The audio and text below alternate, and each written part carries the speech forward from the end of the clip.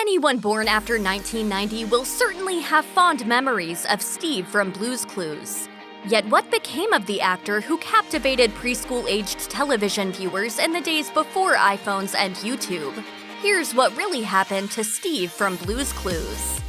Steve Burns didn't originally aspire to become a children's show host when he launched his career in show business. He explained in a 1999 interview with the New York Times that his original plan was to be a serious actor.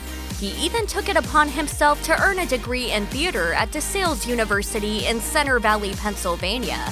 When I was in college, I used to sit around and talk about the importance of Samuel Beckett, James Joyce, and David Mamet. Now I sit around and discuss the importance of Grover's early work.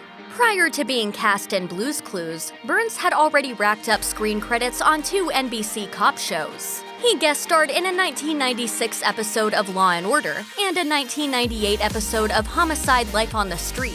In the latter, he played a high school student suspected of killing a bullying classmate. Burns had no illusions about his place in Hollywood's hierarchy.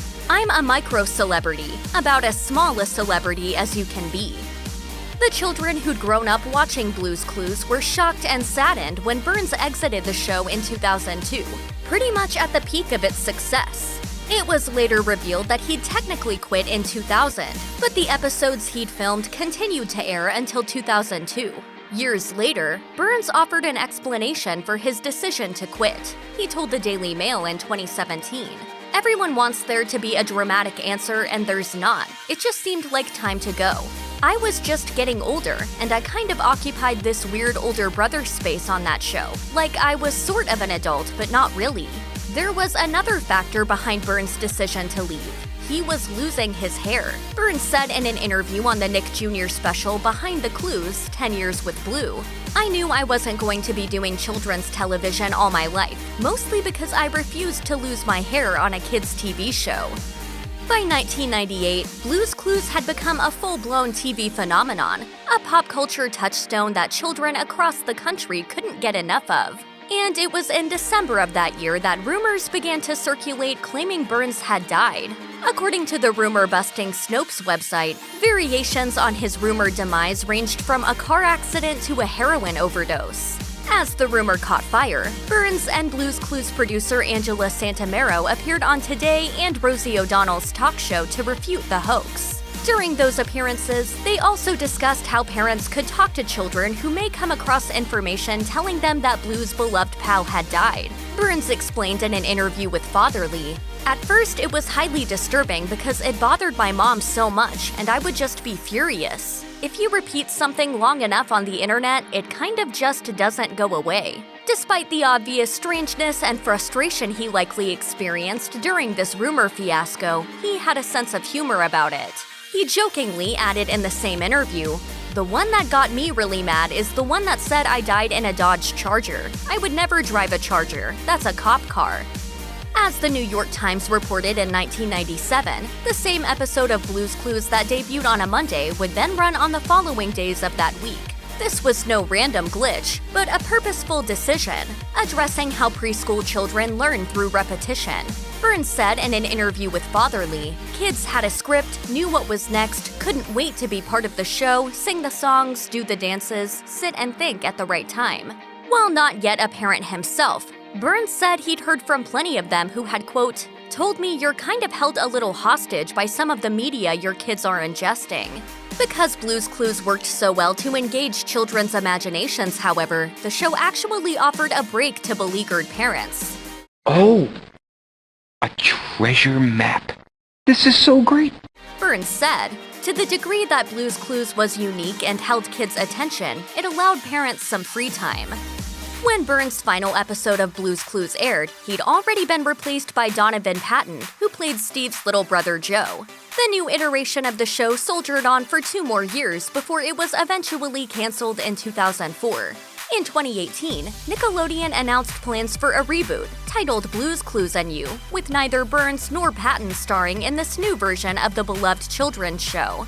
After an extensive casting search, Broadway actor Dela Cruz was chosen to be the star of the 21st century reboot. Burns may not have resurrected his Steve character for the new reimagining of Blue's Clues, but he did have an off-screen role. As the New York Post reported, he was a consulting producer on Blue's Clues and You, and was also part of the team that ultimately made the decision to cast Dela Cruz. In addition, he and Donovan appeared on the show to introduce viewers of the reboot to its new star. Blueprint Detective Agency, finding clues, it's what I do. In a Nickelodeon press release, Burns lent his seal of approval for his replacement, Josh Dela Cruz. He declared, "I had the great honor of being a part of the search for the new host, and I give Josh 2 thumbs up. He can definitely fill my shoes and the rugby shirt." As Dela Cruz revealed during a Build series interview, Burns was on hand for his first day of filming. Dela Cruz said that Burns took him aside and offered a few words of encouragement. His words apparently were, "We cast you because we love you, and we love what you're bringing to the table." Burns also told him to avoid trying to imitate what he'd done in the original. According to Dela Cruz, Burns said, "Just do you and be proud of that." It was that pep talk, Dela Cruz admitted, that allowed him the freedom to, quote, "go onto set and be able to be myself and to kind of let go of what they're doing and explore the role."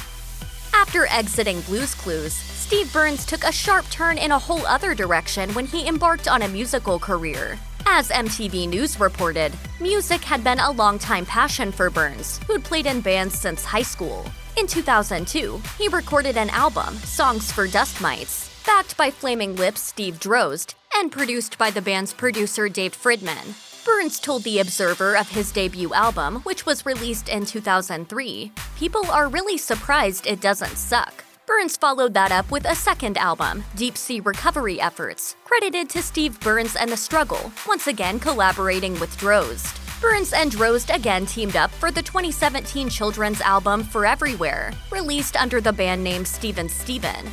Burns even appeared in a video for the album's first single, The Unicorn and Princess Rainbow.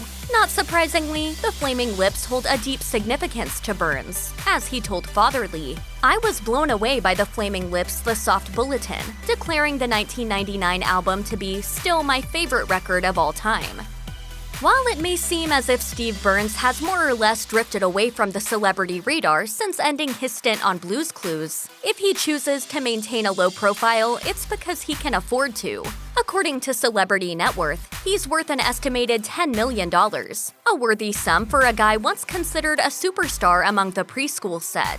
Not only was Blue's Clues Nickelodeon's most popular show, it also generated some serious money from home video, computer games, toys, books, and other assorted merchandise. Blue's Clues, in fact, was Nickelodeon's first ever billion-dollar franchise, and Burns was right at the center of it all. When Blue's Clues was rebooted in 2019, there were big plans to cash in with a new batch of merch.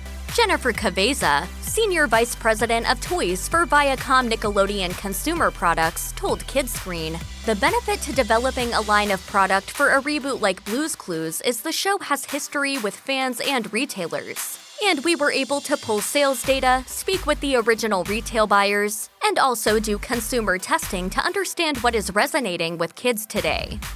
In addition to performing on stage and recording albums, Steve Burns has also continued to pursue acting in the years following his exit from Blue's Clues. According to IMDb, Burns has been busy racking up some non-Blue's Clues screen credits since then. These include a small role in the 2004 film Marie and Bruce, starring alongside Saturday Night Live alumni Daryl Hammond in the 2007 comedy Nether Beast Incorporated, and starring in the 2008 oddity Christmas on Mars, directed by Flaming Lips frontman Wayne Coyne. Burns has also made 2 appearances on web series The Professionals, both times playing the wacky and wealthy Investor X. More recently, Burns guest starred on Young Sheldon, the CBS spin-off of hit comedy The Big Bang Theory. In the episode, Burns plays Nathan, a creepy Star Trek enthusiast whom Sheldon Cooper invites over after meeting on a Star Trek message board. That's not Burns' only connection to Young Sheldon. As TV Guide confirmed, Burns also wrote the sitcom's theme song, Mighty Little Man, taken from his debut album Songs for Dust Mites. Check out one of our newest videos right here. Plus, even more list videos about your favorite TV stars are coming soon. Subscribe to our YouTube channel and hit the bell so you don't miss a single one.